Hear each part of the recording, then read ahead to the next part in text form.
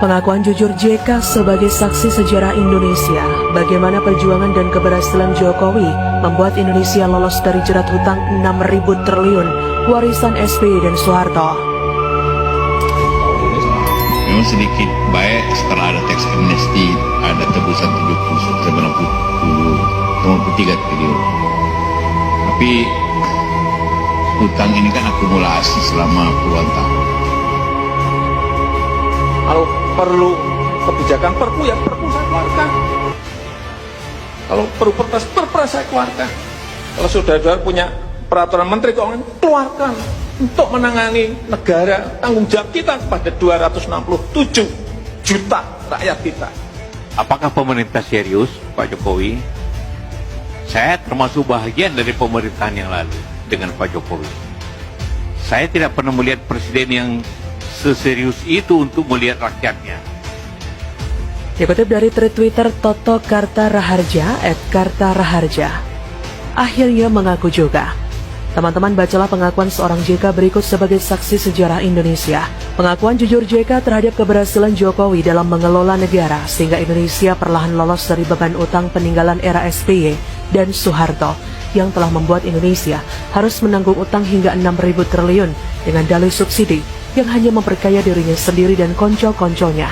Silahkan Anda menyimak sampai selesai agar kita paham mengapa kini Indonesia perlahan menjadi negara hebat di Asia dalam kurun waktu yang tidak terlalu lama di era Joko Widodo. Perjuangan moral Jokowi bagi Indonesia. Kala itu, mantan Wakil Presiden Republik Indonesia, Yusuf Kala, dalam sambutannya di acara Simposium Ekonomi di MPR Senayan, mengatakan bahwa ada dua kebijakan keliru yang dilakukan pemerintah era Soeharto dan SBY, sehingga menghabiskan anggaran 6.000 triliun rupiah. Kebijakan itu menjadi salah satu penyebab ketertinggalan Indonesia dari negara-negara tetangga. Satu kebijakan era Soeharto dan satu lagi era SBY. Selama 32 tahun Soeharto berkuasa, tidak ada riak yang berarti untuk menghentikannya. Saat Soeharto jatuh, tatkala fundamental ekonomi yang disimpan rapat bertahun-tahun terbuka lebar oleh aksi George Soros terkuat. Nyatanya 10 tahun kita menyimpan data busuk dan kebohongan. Tidak ada kekuatan ekonomi secara nyata, tidak ada.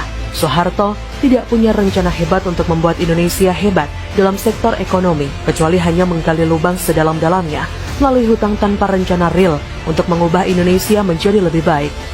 Dari jumlah hutang yang digali Soeharto, hanya 30% yang digunakan untuk membangun Indonesia. Selebihnya habis dikorupsi oleh mereka yang menopangnya menjadi penguasa selama 32 tahun. Akibat kebijakan yang diambilnya sebelum jatuh adalah menandatangani LOL dengan IMF sebagai blank check yang harus diselesaikan oleh rezim setelahnya. Beban masalah yang ditinggalkan Soeharto kalau dikurskan sekarang dan ditambah dengan bunga obligasi rekap mencapai 3.000 triliun rupiah. Era Habibie, Gus Dur, dan Megawati merupakan era tersulit bagi kita untuk berdamai dengan kenyataan. Indonesia dinyatakan sebagai negara insolven. Semua financial resource tertutup, pemasukan lebih kecil daripada pengeluaran. Kehidupan politik tidak jelas. 6 tahun proses transisi dari legislasi era Soeharto kepada era reformasi seakan waktu terpanjang dalam sejarah. Selama itu tidak ada pembangunan real, negara stuck. Namun, akhirnya Indonesia bisa keluar dari proses transisi itu dengan terpilihnya SBY sebagai presiden secara demokrasi langsung. Harapan dipagut dan masa depan disongsong dengan ceria. Tapi apa yang terjadi? Selama 10 tahun SBY berkuasa untuk mempertahankan kekuasaannya, dia membakar uang sebesar 3.000 triliun untuk subsidi.